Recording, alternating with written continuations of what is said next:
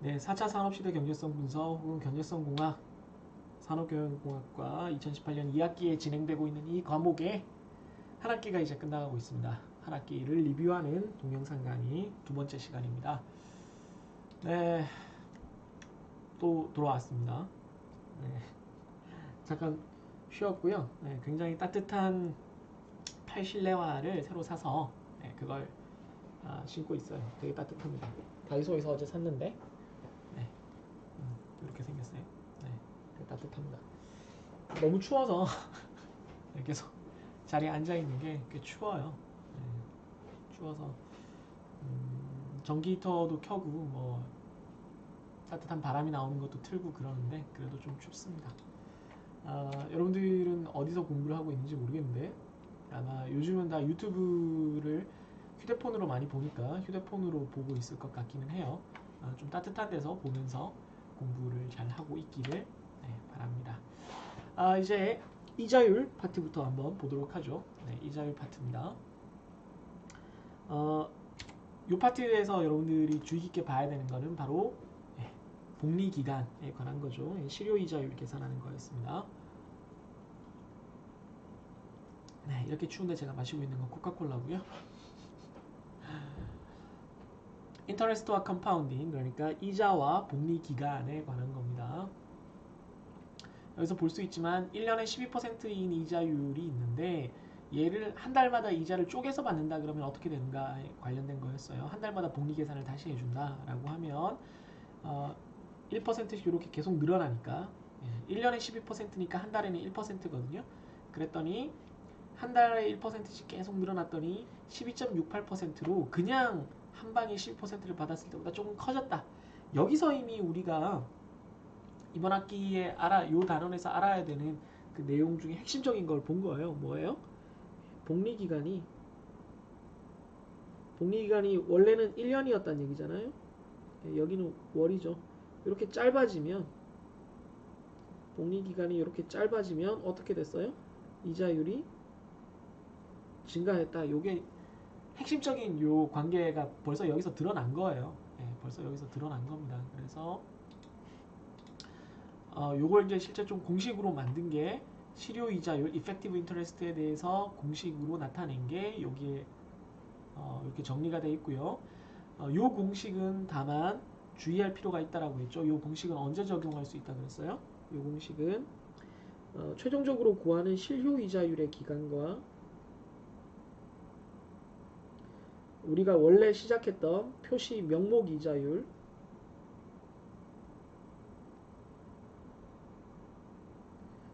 서로 기간이 같을 때 요게 서로 같아질 때 요 공식을 쓸 수 있는 거라고 했습니다.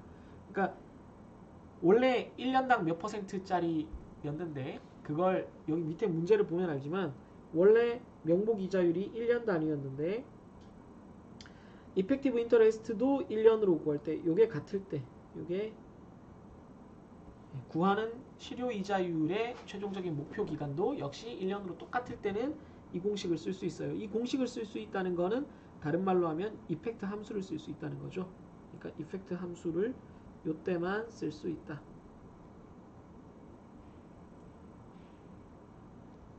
요거 굉장히 주의해야 되는 사항입니다. 요 경우에는 이펙트 함수 쓰면 빠르게 구할 수가 있어요. 근데 그렇지 않은 경우에는 좀 어렵습니다. 그래서 이펙티브 인터레스트를 좀 다른 경우에 대해서 구해보면 1년에 12%인데 만약에 분기별로 된다라고 했을 때 1년의 실효이자율이 어떻게 되느냐 하면 이 경우는 역시 기간이 똑같으니까 1년에서 1년으로 구하는 거니까 그냥 구하면 돼요. 그런데 요걸 다르게 바라보면 분기에 대해서는 실효이자율과 명목이자율이 같아져요. 왜? 그때는 복리기간이니까 분기가 더 이상 나눌 수 없는 최소 기간이 되는 거예요. 최소 기간. 그러면 분기에서 딱 똑같아지니까 분기에서는 얼마예요? 1년이 12%니까 분기에서는 3%입니다. 이게 슬래시가 조금 애매하게 적혀 있는 것 같은데 보자면 1년에 12%라는 것은 분기에 3%라는 것과 같다 이런 뜻이에요. 슬래시가 분수입니다. 분수. 그래서 요때는 이미 실효이자율이 된 거예요. 네, 분기로 바꾸는 순간 이미 실효이자율이 된 거예요. 그런 다음에 이걸 분기의 실효이자율이니까 우리가 구하는 건 뭐예요? 역시 똑같은 실효이자율인데 1년 연 단위 실효이자율을 구해야 되니까 여기서 여기로 가려면 4승을 해주면 됩니다. 왜? 1년에 분기가 4번 들어가기 때문에. 예. 요게 공식으로 따지면 M에 관한 얘기인데 예. 뭐 그렇게 M이다 뭐 이렇게 챙길 필요는 없고 그냥 요 개념을 알아두면 되겠습니다.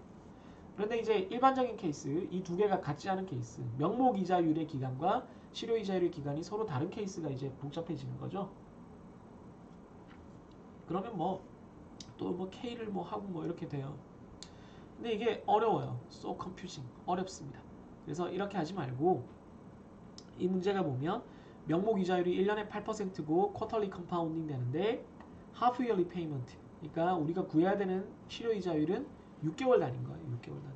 왜냐하면 실제 지불은 6개월마다 일어나니까 요거에 대해 6개월마다 내가 돈을 낼 때 얼마씩 내야 되는지를 알고 싶어요. 그러려면 6개월 단위 이자율을 알아야지 PAF 공식을 쓸 수 있거든요. 그럼 6개월 단위의 이자율을 구하고 싶은데 출발점은 1년이란 말이에요. 또 가운데는 분기가 있어요. 헷갈리니까 제일 작은 분기 단위로, 요 컴파운딩 단위로 일단 쪼갠 다음에 다시 반년으로 6개월 단위로 합쳐주면 되는 거죠. 그래서 1년에 8%니까 분기에는 2%가 되죠. 4분의 1. 이미 실효이자율이 됐어요. 이미 실효이자율이 됐고 최종적인 도착점은 반년, 즉 6개월이니까 분기가 반년에는 2번 들어가죠. 2번. 그러니까 2승을 해주면 됩니다. 네, 2승을 해주면 4.4%, 4.04%라는 걸 구할 수가 있어요. 네. 그래서 또 요 제너럴한 케이스를 잘 알아두는 게 제일 중요하고요. 네, 더불어 이제 우리가 수업 시간에도 얘기를 했지만 복리 기간이 점점 짧아지면 복리 빈도는 점점 늘어나죠. 네, 여러분들 요걸 좀 헷갈리는 것 같은데 아이고 화면을 옮겨놨더니 클릭하는 게 쉽지가 않네. 이건 복리 기간이죠. 이쪽은 복리 기간이에요. 이건 복리 기간은 복리 기간은 점점 줄어드는 거고 이건 복리 빈도입니다. 복리 빈도는 점점 올라가는 거죠. 그랬더니 실효이자율이 어떻게 됐죠? 실효이자율도 올라가는 거죠. 이 관계를 명확하게 알아둘 필요가 있습니다. 그래서 극한이 되면 즉 복리기간이 점점 짧아지다 못해 0, 복리빈도가 늘어나다 못해 무한대. 그러면 실효이자율은 어디로 가겠는가? 네, 그게 바로 연속복리죠. 연속복리. 네, 연속복리는 2의 R 이렇게 간단하게 구할 수 있습니다. 이게 1 플러스 i가 되는 거죠. 그러면 다만 이것도 이제 기간이 달라질 때가 있는데 걔는 2의 R에다가 기간을 나눠주면 됩니다. 이런 예제는 하나 봤을 거예요. 이건 나중에 다른 예제를 통해서 다시 한번 살펴보도록 하죠. 네, 그래서 예제가 여러 가지가 나와 있습니다.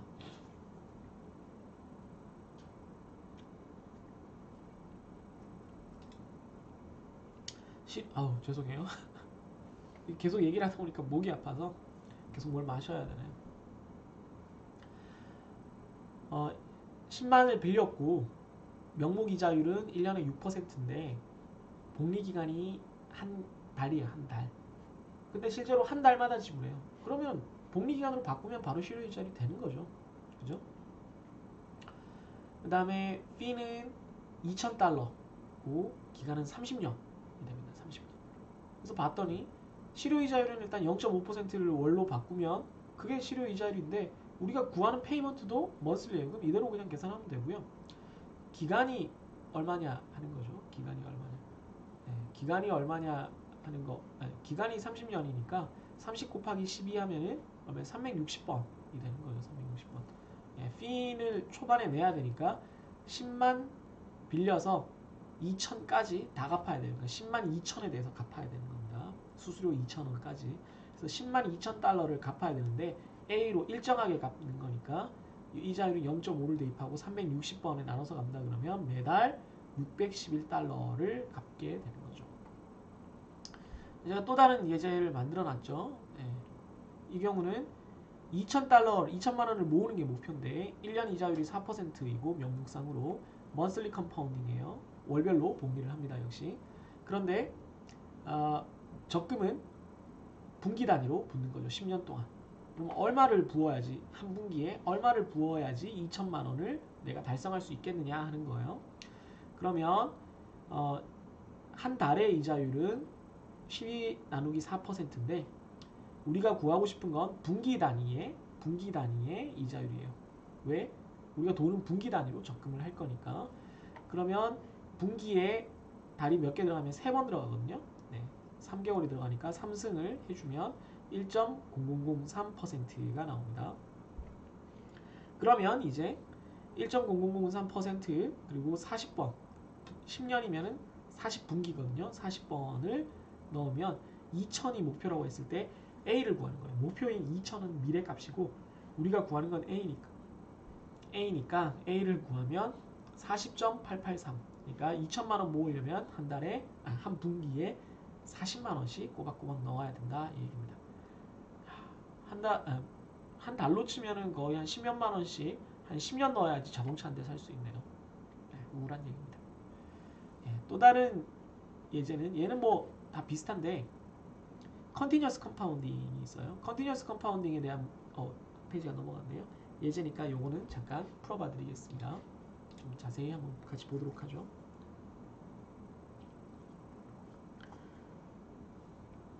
쿼터리 인스톨먼트, 그러니까 분기별로 적금을 $200씩 200만 원씩 넣고 있어요. 그런 다음에 8년 동안 붙습니다. 8년 동안. 그러면 일단 기간은 8년에다가 분기니까 4 하면 32가 되겠죠. 그죠? 네. 그런데 스타팅 나우라서 지금 당장 넣으니까 플러스 1을 하면 33이 됩니다. 그 얘기가 여기 적혀 있어요. 그 얘기가 여기 적혀 있습니다. 그죠? 네, 이거 계속 보면 좀 힘드니까 잠깐 지울게요.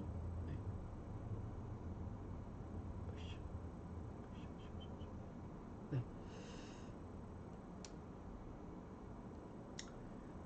그런 다음에 8년 후에 얼마를 받게 되는가 하니까 F를 구하라는 거죠. 이 얘기는 F가 얼마냐 하는 겁니다. 명목이자율, 얘는 명목이죠. 명목이자율이 1년에 4%인데 컨티뉴어스 컴파운딩이에요. 근데 우리가 알고 싶은 건 실효이자율인데 쿼털리거든요. 쿼털리. 그러니까 분기별로 얼마냐 하는 거거든요. 근데 명목이자율이 1년에 4%니까 1년의 실효이자를 구해서 이렇게 한 다음에 4분의 1승을 해줘도 되고요. 아니면 이게 귀찮으면 연속복리에서는 이렇게 간단하게 하는 방법이 있어요. 이걸 좀 제가 다시 쓰면 연속복리는 원래 이렇게 쓰잖아요. 그런데 1년에서 분기로 가니까 얘는 4분의 1 1년이잖아요. 그럼 여기다가 4분의 1을 그냥 곱해주면 돼요. 이걸 그냥 곱해주는 겁니다. 그러면 바로 우리가 원하는 실효이자율이 계산이 돼요. 이렇게 복잡하게 구한 거랑 똑같죠. 요거 여러분들이 알아두시면 좋습니다. 요걸 잘 알아두시면 좋아요. 그래서 다시 한번 얘기하자면 원래는 이걸 구할 때 실효이자율의 1 플러스 i로 이렇게 해놓거든요. 보통 공식에 이렇게 되는데 여기에 지금 분기로 갈 때 1년이 분기로 가면 4분의 1로 줄어드니까 그 4분의 1을 여기다가 곱해주기만 하면 된다. 이 얘기입니다. 곱하기 줘요. 그래서 이렇게 계산을 하면 간단하게 실효이자율을 구할 수가 있어요. 그럼 실효이자를 여기다 집어넣으면 나머지는 뭐 그렇게 어려운 얘기는 아니죠. 그죠? 네.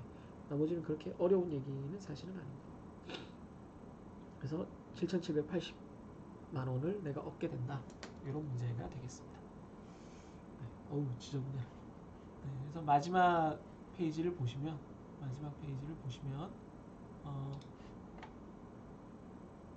대출 이자율에 관한 얘기를 좀 했었어요. 뭐 사채 그리고 P2P 금융 뭐 이런 것들이 얼마나 위험한가 뭐 이런 영화들. 사실 이런 영화들을 우리가 보고 토론을 할 수도 있었는데 너무 이제 여러분들 얘기가 흥미 위주로 가거나 뭐 흥미는 있어야 되지만 좀 단편적인 얘기가 될까봐 좀 다른 영화를 선택했는데 여러분들이 꽤 어려워하는 것 같았어요. 그래도 여러분들 토론 수업에 대해서 얘기 좀 토론 굉장히 잘했습니다, 여러분들. 좀 되게 생각보다는 의미 있는 수업이 됐던 것 같아요. 네. 다음으로 넘어가죠. 등가 계산에 대한 걸 보도록 하겠습니다. 등가 계산 보면 이제 이퀴벌런스를 계산을 하는데 그 어떤 형태로든 이제 그 어떤 시간대든 어떤 형태로든 서로 가치가 다 똑같아지는 이 복잡한 캐시플로우를 다 하나로 합쳤을 때 가치가 다 똑같아지는 그런 경우를 말한다는 거죠. 그랬을 때 뭐 이렇게 캐시플로우가 뭐 감소하는 형태도 있고 늘어나는 형태도 있고 이거 별로 중요한 얘기가 아니에요. 별로 중요한 얘기가 아니라 우리가 이미 PAF에 대한 걸 다 배웠기 때문에 그냥 그거 이용해서 이렇게 저렇게 막 주물떡거리면서 계산을 하면 돼요. 무슨 얘기냐면 얘를 A로 바꾸고 싶다. 얘를 A로 바꾸는데 1에서 5년까지로 바꾸고 싶다. 그러면 잘 모르겠으면 이렇게 복잡한 건 어떻게 한다고요? 무조건 MPB를 써요. 무조건 MPB를 쓰면 또 태블릿 쪽으로 가야 되겠네. 태블릿 배터리가 다 돼가는데 큰일이네. 얘는 무조건 MPB를 써서 여기로 보내요. 그런 다음에 이렇게 바꾸면 되죠. 무조건 P로 바꾼 다음에 이때는 MPB 공식 쓰고 MPB 함수를 쓰고 P를 A로 바꾸는 거죠. A로 바꿀 때는 PMT를 쓰면 되는 거죠. 그래서 잘 헷갈리면 얘를 무조건 P나 F로 바꾸면 되는데 P가 특히 좋아요. 캐시플로우가 어떤 모양이건 어떤 이렇게 꾸불꾸불한 모양이건 상관없어요. 그냥 MPB 쓰면 MPB 한 덩어리로 모여지고 그거를 P로 바꿀 수도 있고 뭐 딴 걸로 바꿀 수도 있고 다 바꿀 수 있다는 거죠. 그래서 그런 형태로 우리가 만들면 편하겠다 그런 겁니다. 1.3.2는 물론 이제 여기에 x가 더해지고 뭐 2x가 더해지고 3x가 더해지면 얼마냐 뭐 이런 걸 묻는 건데 이건 x를 바꿔가면서 이제 찾는 문제였죠. 이건 원래 해 탐색을 해야 되는데 태블릿에서는 해 탐색이 잘 안 되니까 이번 학기에는 아주 자세한 해 탐색은 안 되고 그냥 트라이얼 앤 에러로 찾아 나가는 과정만 여러분들한테 요구한다라고 말씀을 드렸었습니다. 목표값 찾기 이 부분은 생략을 해도 되겠어요. 이그젠플 3.3을 보면 이건 PDF 자료는 없네요. 제가 나중에 추가한 거네요. 3.3을 보면 옛날 PDF를 제가 갖고 있나 본데요. 죄송합니다. 마이너스 4,000에서 1,500, 1,500, 1,500, 1,500인 게 있고 마이너스 7,000에서 1,500, 2,500, 3,000, 3,500이다. 그러면 이게 어떻게 똑같아지는가 하면 역시 이것도 얘랑 얘가 MPB로 구했을 때 똑같아져야 되니까 이 자유를 넣어가면서 똑같이 되는 걸 구하는 거죠. 이거 좀 어려우니까. 마지막 문제는 만을 밀렸는데 디퍼드 론 페이먼트 책에 나오는 거 보면 지연된 그 상환인 거죠. 그러니까 t = 4에서 시작을 하는 거죠. t = 4에서 t = 4에서 이제 갚아 나가기 시작하는 거예요. 그랬을 때 그 얼마씩 갚아야 되는가 하는 거예요. 얼마씩 갚아야 되는가. 그리고 A에서 어느 만큼이 원금이고 이자인가 하는 건데 이걸 되게 자세하게 해놓은 게 스프레드시트에 있으니까 한번 살펴보기 바랍니다. 요거 문제 상황만 이해하면 푸는 거는 그렇게 어렵진 않습니다. 지금 좀 시간이 너무 지연되고 있어가지고 조금 빨리 넘어가고 있어요. 죄송합니다. 7번째 PPT 현재가치법을 같이 한번 보도록 하죠. 벌써 20분 가까이 돼가는데 여러분 지루하겠네요. 동영상 하나가 보통 30분 이내가 돼야 되는데 이래서는 뭐 이것도 30분이 훌쩍 넘겠네요. 선택에 관한 건데요. 우리가 이제 이번 학기의 목표 자체가 경제적인 의사결정을 하는 거예요. 경제적인 선택을 하는 건데 이때는 우리가 경제적 대안에 대해서 선택을 하는 거고요. 대안이라 하면 내가 고를 수 있는 것을 말하고 경제적 대안이라는 건 돈으로 평가되는 경제적인 가치로 평가될 수 있는 것들을 말해요. 그래서 초이스를 하기 위해서는 이밸류에이션 평가가 필요하고 평가를 위해서는 기준이 필요해요. 기준이 필요하다는 거죠. 예를 들어 A, B, C, D가 있으면 B가 제일 크다. 그럼 뭘 기준으로 제일 크다는 거냐라는 거죠. 그래서 대안에 크게 두 가지 종류가 있는데 이거 되게 중요한 얘기였죠. 인디펜던트 독립적인 대안과 익스클루시브 배타적인 대안이 있습니다. 독립적인 대안은 특정한 기준만 만족시키면 다 선택될 수 있는 대안이에요. 제가 어제 시내에 갔다가 다이소에서 양말을 샀는데요. 그 양말 살 때는 뭐 다이소 가면은 저도 이제 부유하게 선택을 할 수가 있으니까 자신 있게 굉장히 자신 있는 발걸음으로 선택을 할 수 있으니까 백화점 안에 있을 때와는 사뭇 다른 보폭과 걸음걸이로 씩씩하게 이거 괜찮네 저거 괜찮네 하고 디자인 마음에 들면 막 담는 거죠. 그건 독립적인 대안이죠. 그런데 내가 이제 용돈을 한 30만원 40만원 모아서 니트를 한번 사야겠다. 그러면 뭐 니트가 요즘 뭐 워낙 비싸니까 뭐 만약 20몇만원짜리 니트를 만약에 산다. 아니면 운동화를 20몇만원 주고 하나 산다. 그러면 하나밖에 못 사는 거죠. 그러면 그건 배타적인 대안입니다. 왜냐하면 하나를 사면 다른 걸 못 사니까. 그래서 독립적인 것과 배타적인 것이 무슨 의미냐? 최종적으로 결론을 내리면 하나를 선택할 때 다른 거를 선택하는 거에 영향을 안 준다. 그러면 독립적인 대안. 하나를 선택하면 다른 걸 선택할 수 없게 만들어버린다. 그러니까 영향을 준다. 그러면 배타적인 대안입니다. 그렇죠? 그래서 어떤 경우에 독립적인 대안이 되고 어떤 경우에 배타적인 대안이 되는지를 잘 생각할 필요가 있다라고 말씀을 드렸고요. 뭐 친구를 사귀는 거, 뭐 클럽에서 물 관리하는 거, 뭐 이런 것들은 독립적인 대안이 될 거고, 결혼하는 거, 한 사람이랑만 결혼을 해야 되니까, 옷 입는 거, 한꺼번에 여러 벌을 입을 수는 없고 어차피 여러 벌 입어봤자 바깥에 보이는 건 한 벌이니까 그런 건 배타적인 대안이 된다라는 거죠. 그런데 똑같은 거라도 자동차를 사거나 가방을 사거나 보석을 사거나 이런 일도 저 같은 사람한테는 배타적인 대안이죠. 하나밖에 못 사요. 그런데 돈 많은 사람들한테는 독립적인 대안이 될 수 있다. 즉 따라서 의사결정을 하는 사람, 그 판단을 하는 사람의 입장에 따라서 다를 수 있다. 이 얘기를 말씀드렸습니다. 또 하나 이제 중요한 대안에 관련된 얘기는 do nothing alternative입니다. do nothing alternative는 아무것도 하지 않는 대안을 말해요. 근데 진짜 아무것도 하지 않는다는 게 아니라 기존에 내가 가지고 있던 그걸 그냥 고수하는 걸 얘기를 합니다.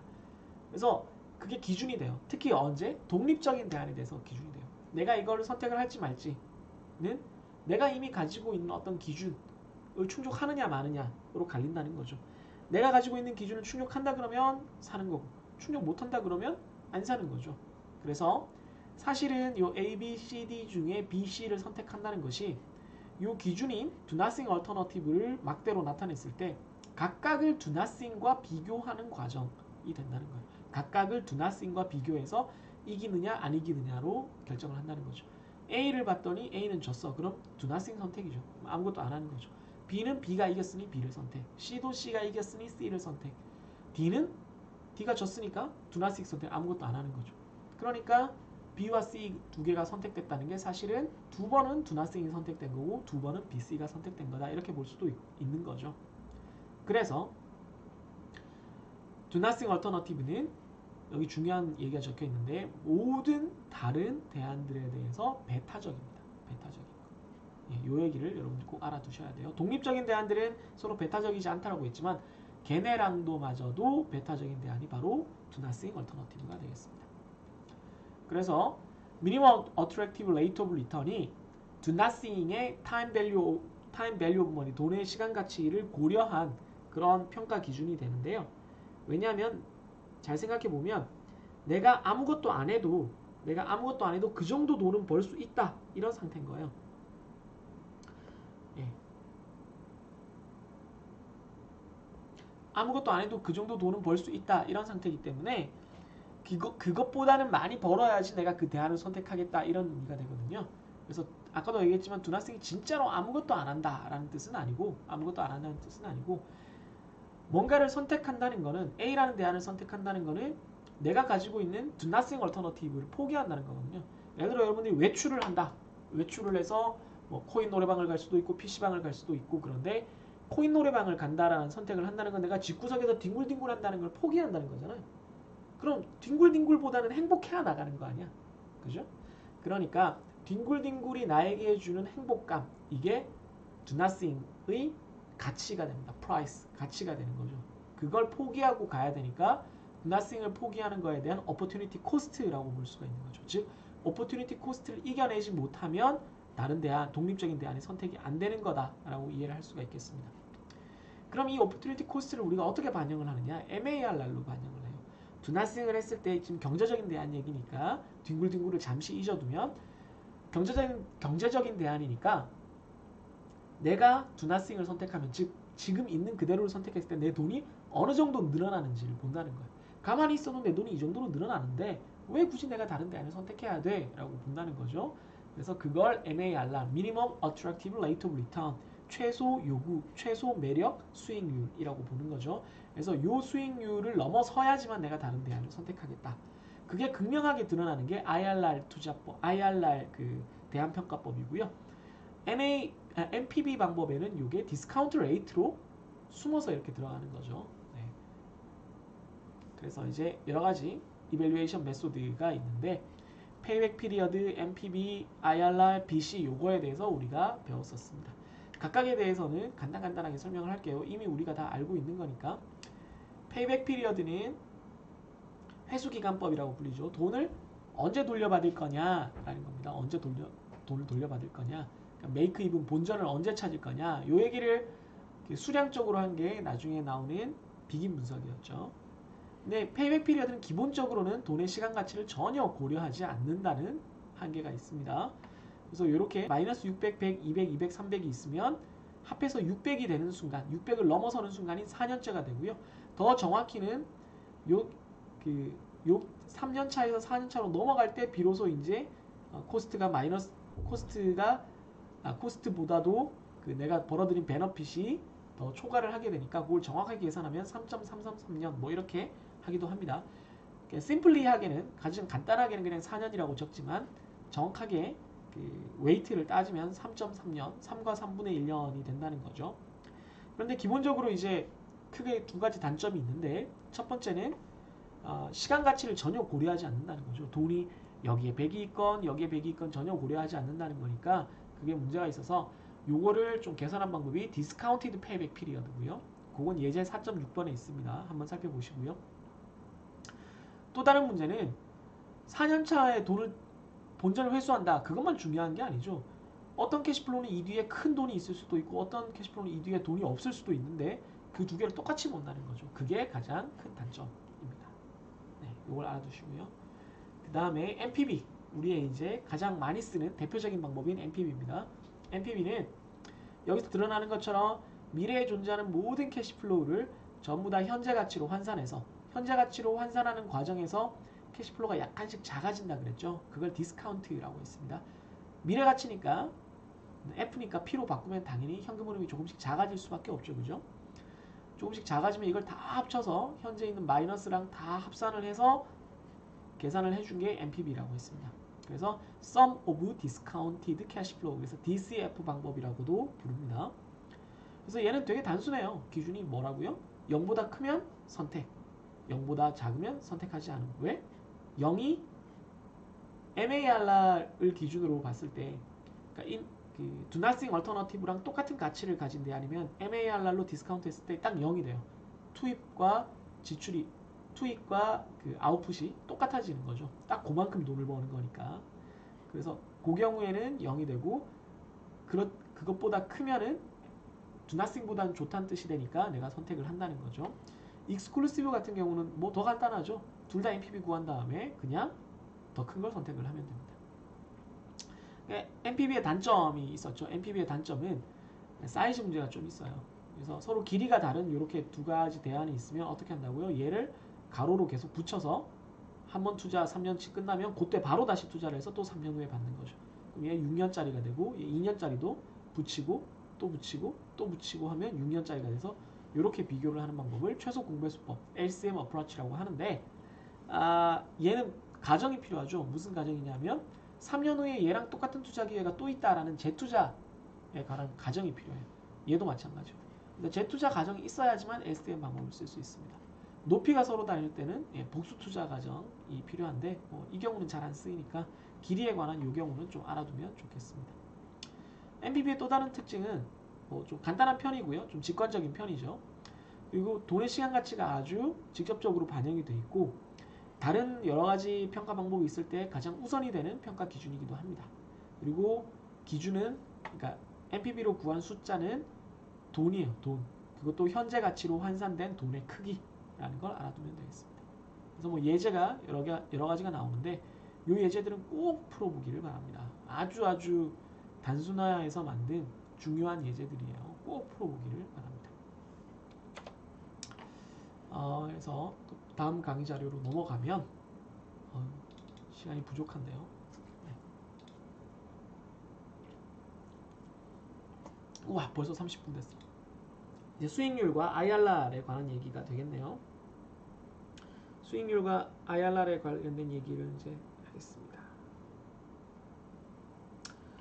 보면은 수익률은 기본적으로는 들어간 것분에 나온 것을 가지고 하죠. 들어간 것분에 나온 것을 비율로 따지고 1을 빼주면 돼요. 이걸 보통 우리가 Simple Rate of Return, ROR 혹은 Return on Investment, ROI 이렇게 부르는데 돈의 시간 가치가 고려가 안 돼 있거든요.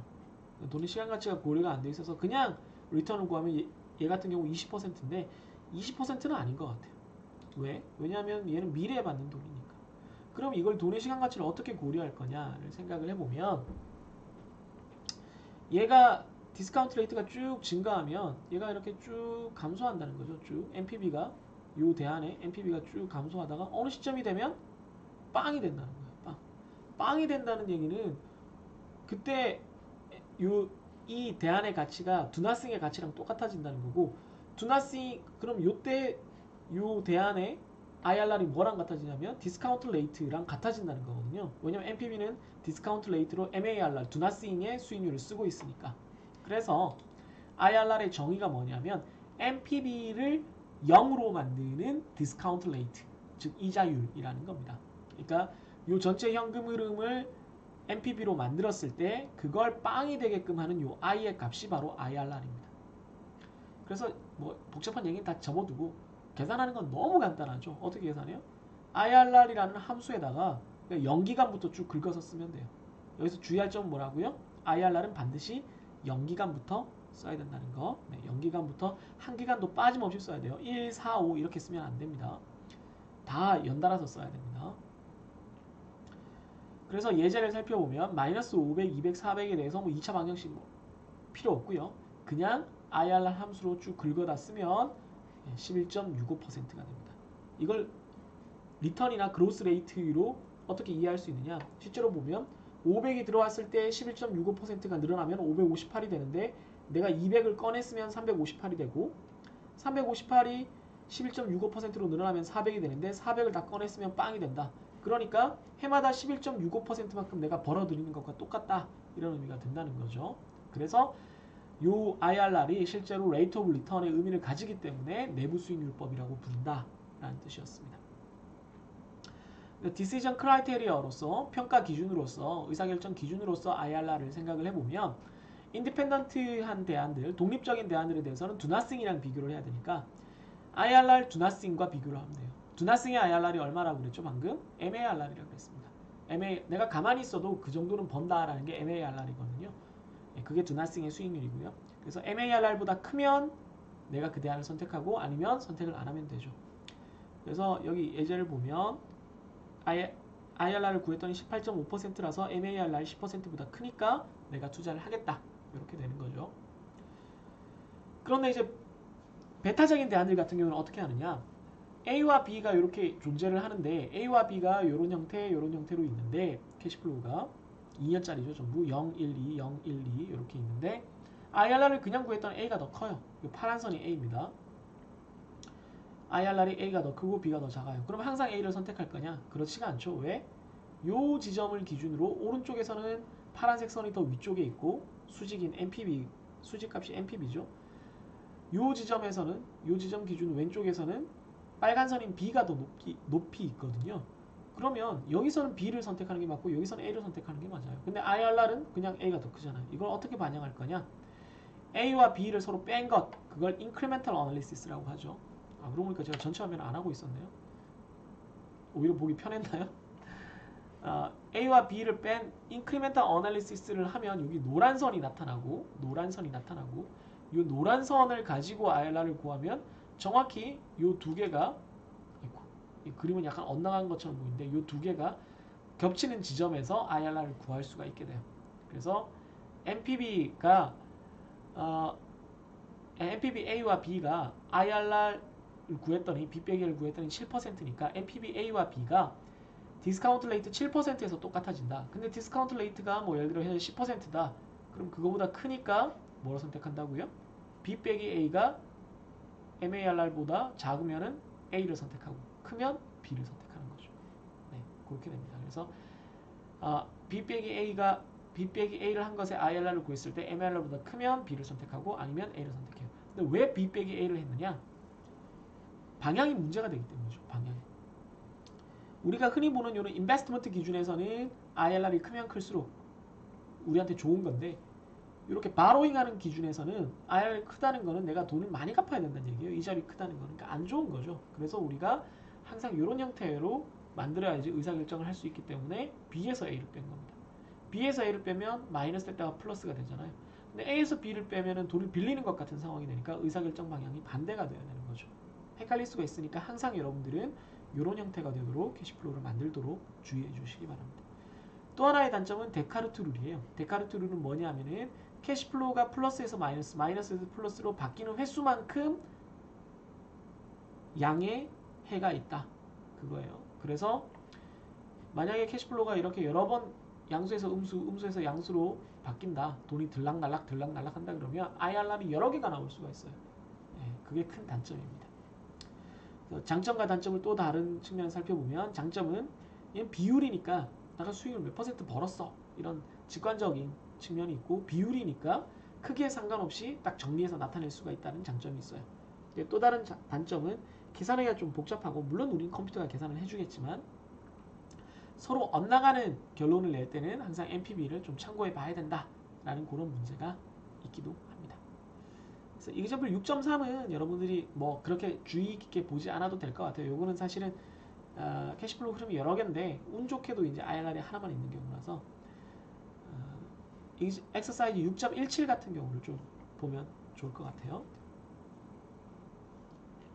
세 가지 지역에 집을 지을 수 있는데 초기 투자 금액이 다 다르고 12년 동안의 애뉴얼 프로핏이 달라요. 그럼 요 세 가지에 대해서 어느 게 제일 좋은지를 IRR 방법으로 구하려면 요 두 개를 인크리멘탈하고 요 두 개를 인크리멘탈하고 요 두 개를 인크리멘탈하고 다 한 번씩 보면서 인크리멘탈한 결과를 통해서 IRR이 그 두 개를 뺀 거의 캐시플로우의 IRR이 MARR보다 큰지 작은지를 선택을 해야 됩니다. 그래서 요 과정을 해야 될 하는 걸 한번 해봐야 되겠죠. 그래서 요거에 대해서 이자율과 NPV 그래프를 그려서 세 개를 다 한꺼번에 그려서 살펴보면 훨씬 더 빨리 결론을 내릴 수 있을 겁니다. 그래서 만약에 further question을 제가 시험 문제를 낸다면 라그랑쥐, 얼번, 애니스턴이 각각 선택이 되는 얘네들이 각각 선택이 되는 MARR의 범위는 어떻게 될 거냐라는 거를 물어볼 수 있다라고 했죠. 이걸 구글 스프레드시트 보면서 여러분들 한번 다시 복습해 보기를 바랍니다. 이거 꼭 보세요. 이 문제 굉장히 중요합니다. 어이구 40분이 다 돼요. 네. 강의 자료가 아직도 많이 남았어요.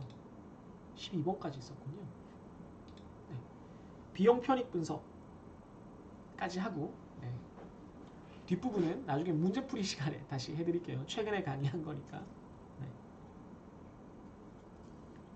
너무 지금 힘들어서 저도 네, 비용 편익 분석 같습니다. 잠시 태블릿으로도 좀 열고요. 제가 좀 버벅거리는 건 태블릿에도 항상 열어 놓으려고 그러는 거예요. 네. 비용 편익 분석 BC 레이쇼라고 하죠. 비용 편익 분석이 되게 쉬워요.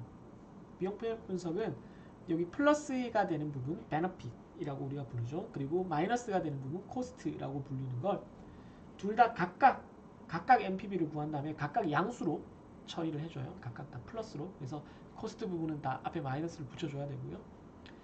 절대값으로만 본다 이렇게 생각하면 되겠죠. 그러니까 플러스는 플러스끼리, 베너핏은 베너핏끼리, 마이너스 코스트는 코스트끼리 이렇게 모아서 그 비율을 보는 겁니다. 비율.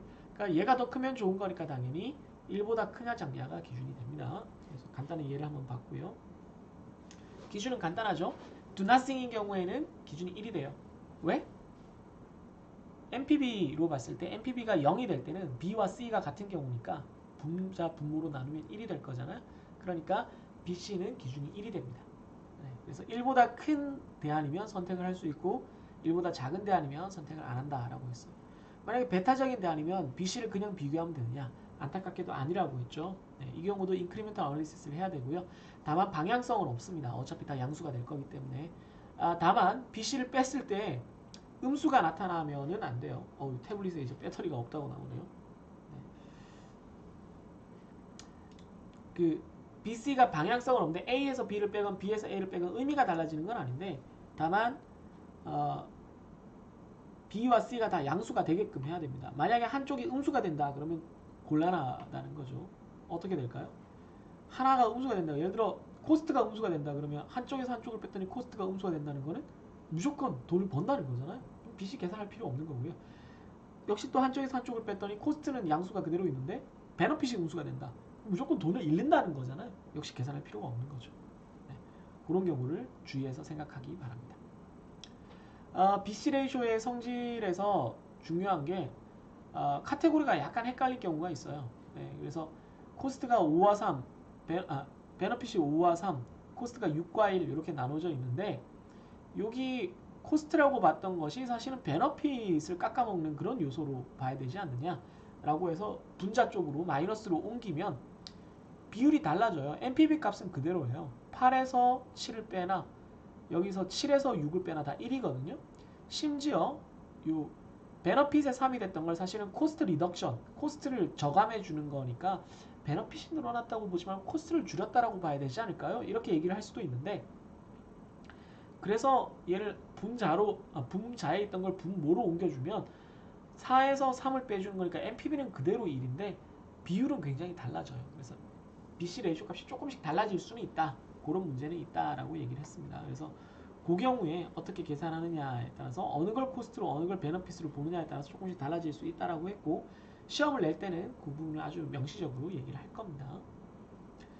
그래서 BC 레이쇼의 또 다른 이제 성질들을 정리를 해보면 이게 IRR과 마찬가지로 레이쇼 매저고 비율 팩터라 가지고 몇 배를 번다 이런 식으로 좀 이해하기 직관적이라는 점이 있고요. 계산하기가 NPV랑 비슷하기 때문에 계산하기가 좀 쉬운 편이에요. 계산하기가 좀 쉬운 편이고 주로 사회 간접자본 SOC 사회 인프라에 관련된 그런 정부 투자에 대해서 그 예비 타당성 평가 같은 것에 많이 적용된다라고 얘기를 했습니다. 그래서 실제로 예제를 이렇게 하나 살펴봤고요. 둘 다 코스트와 베너핏을 NPV로 바꾼 다음에 절대값을 취해야 된다는 걸 여기 유의하셔야 됩니다. 이걸 꼭 알아두셔야 돼요. 그래서 코스트와 베너핏의 PV, NPV로 계산하면 되겠죠. 현재 가치를 구한 다음에 걔들을 절대값 해주고 나눠주면 됩니다. 그래서 1보다 큰지 작은지를 비교를 하면 돼요. 두 개를 비교할 때는 T 빼기 R 지금 두 대안이 트램과 로드, 도로 확장이니까 트램 건설에서 로드, 도로 확장을 빼주는 거죠. 왜냐하면 그래야 B와 C가 다 양수가 되니까요. 그래서 T에서 R을 빼서 계산했더니 1보다 작아요. 그럼 T가 아니라 오른쪽에 있는 R이 좋다는 거죠. 부등호가 여기 들어가는 거랑 마찬가지니까. 네. 이걸 NPV로 계산을 해봐도 마찬가지일 겁니다. 그래서 NPV, IRR, BC를 한꺼번에 이걸 종합하는 거, 이 부분 여러분들 잘 알아두셔야 돼요. NPV는 그냥 캐시플로우를 전부 다 MARR로 디스카운트 해가지고 다 더해주는 거고요. IRR은 요 NPV가 0이 되게 하는 MARR 혹은 디스카운트 레이트를 구하는 거라고 했습니다. BC는 NPV 계산을 하는데 양수 부분과 음수 부분을 따로, 즉 베너핏과 코스트를 따로따로 떼내서 계산한 다음에 다 절대값을 취해서 양수로 만들어서 이렇게 나눠주는 거라고 했습니다. 그러니까 NPV는 베너핏에서 코스트를 빼준 그런 개념이 되겠죠. IRR은 NPV가 0이 되게 하는 이자율을 찾는 거고요. 그러니까 둘 다 NPV랑 연결이 되어 있습니다. 그래서 NPV가 커지면 일반적으로 BC도 커질 거고요. IRR이 커지면 일반적으로 NPV도 커질 겁니다. 안 그런 경우도 물론 있습니다. 네. 이 뒤에 단서들을 잘 생각해 보시길 바래요. 그래서 다시 한번 크게 정리를 하면 이 표 여러분들 굉장히 중요하니까 절대 잊지 마세요. NPV는 두나싱 기준에서 0이 되고 IRR은 두나싱 기준에서 MARR이 되고 BC는 두나싱 기준에서 1이 됩니다.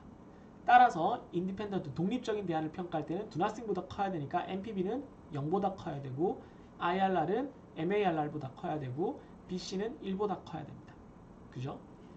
베타적인 대안에서는 셋 다 똑같이 보자면 A 빼기 B를 한 거를 구하면 돼요. A 빼기 B를 한 거. A 빼기 B를 한 거를 각각 do nothing과 비교를 하면 됩니다.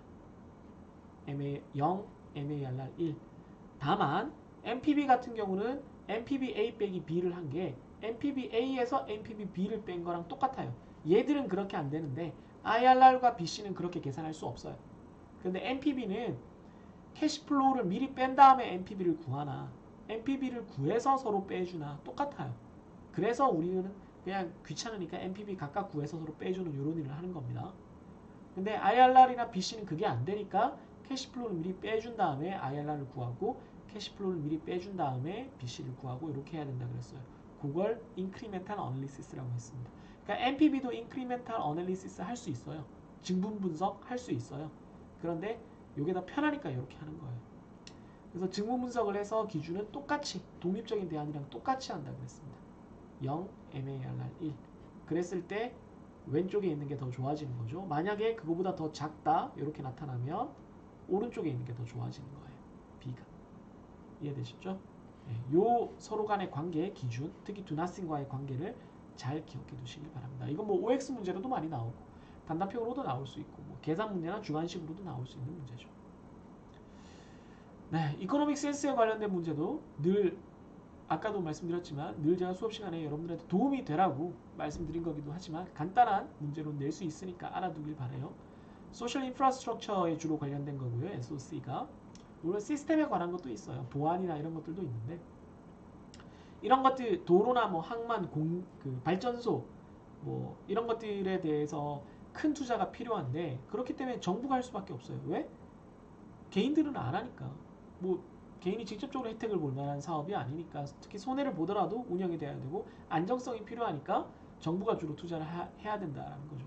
근데 정부에서 투자를 하면 세금으로 하는 거니까 마구잡이로 할까봐 그거에 대해서 사전적인 예비 조치로 예비 타당성 평가라는 것도 하고 나중에 또 하기도 해요. 실제 사업할 때도. 그래서 그 예비 타당성 평가에 주로 뭐가 쓰인다 그랬죠? 네, 비스 레이쇼. 예, 비용 편익 분석, 비용 효과 분석이라고 불리는 비스 레이쇼가 쓰입니다. 그래서 이제 뭐 도로도 짓고 철도도 짓고 항구도 짓고 발전소도 짓고 뭐 여러 가지 하게 되는데 이랬을 때 문제가 뭐가 있을 수 있다 그랬죠? 공유지의 비굴, 예, Treasured Commons가 있습니다. 그게 뭐라고요? 이렇게 짜장면과 탕수육이 같이 있을 때 탕수육만 먹는 거죠. 그죠?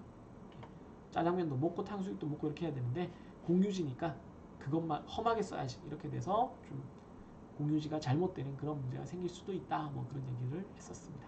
관련된 토픽에 대한 얘기 몇 가지 한 거죠. 네, 아우 두 번째 동영상이 꽤 길어졌네요. 네, 여러분들 이번 학기 내용을 아무리 짧게 강의를 요약을 하려고 해도 힘들었겠네요. 지난 시간 토론 수업 하던 시간에 이걸 만약 그냥 리뷰를 했었으면 시간이 너무 길어졌겠네요. 그 토론 수업 시간에 이거 토론 그거 하라고 패들리 띄웠더니 여러분들이 막 오늘은 일찍 끝내주겠지 뭐 이런 말도 했던 걸로 기억하는데 사실은 모든 교수님이 마찬가지겠지만 하고 싶은 얘기는 더 많은데 그 한 학기라는 수업 시간이 좀 부족하고 또 일방적으로 제가 많이 떠들면서 여러분들한테 좀 우겨 넣으려고 하는 편이기도 한데 그만큼 사실 경제성공학에서 다뤄야 되는 토픽들이 많아요. 그걸 최대한 좀 여러분들이 덜 지루하게 혹은 좀 이해하기 쉽게 하려고 애는 쓰고 있지만 이렇게 한 학기 리뷰를 해보면 여전히 제 욕심이 많고 여러분들이 공부하기에 만만치 않은 양이겠구나 이런 생각은 듭니다. 그렇다고 하더라도 여러분들이 좀 더 열심히 공부를 해서 경제에 대한 이해도 하고 경제적인 대안을 선택하는 이 과목의 핵심적인 목적을 여러분들이 좀 잘 달성해서 그런 능력을 다들 키울 수 있기를 바랍니다. 네. 한 학기 동안 여러분들 수고했습니다. 수업 시간에도 인사를 했지만 다시 한번 인사를 드릴게요. 다음 문제풀이를 통해서 기출 문제풀이를 통해서 뭐 또 짧게 다시 만날 일이 있겠지만 기본적으로는 지난번 토론 수업 시간과 이번 동영상 강의가 강의로서는 정말로 마지막이 되는 것 같아요. 제가 중간중간 여러분들한테 뭐 아쉬움도 많이 표현을 했고 또 제 답답함도 많이 표현을 했지만 늘 얘기하는 것처럼 수업은 선생님이 학생을 일방적으로 짝사랑하는 관계라고 생각을 해요. 제 한 학기 동안의 짝사랑이 여러분들한테 잘 전달이 됐는지는 모르겠지만 여러분들이 조금이라도 저 사람이 나의 그 학생이라는 나의 그 입장을 짝사랑해서 뭐라도 조금 더 집어넣으려고 애썼던 그 한 학기의 시간이 혹은 1년의 시간이 좋았다라는 생각이 들었으면 하는 바람입니다. 누군가에게 짝사랑받는 일이 고통스러우면 스토킹이 돼버리잖아요. 스토킹이라는 최악의 상황은 아니길 바라면서 남아있는 며칠의 시간 동안 여러분들이 잘 마무리하고 시험 준비 잘 해서 노력한 만큼 학점을 잘 받아가길 바랍니다. 한 학기 동안 정말로 수고했습니다. 다시는 안 봤으면 좋겠어요. 재수강이 없는 여러분들을 응원하며 여기까지 하겠습니다. 감사합니다.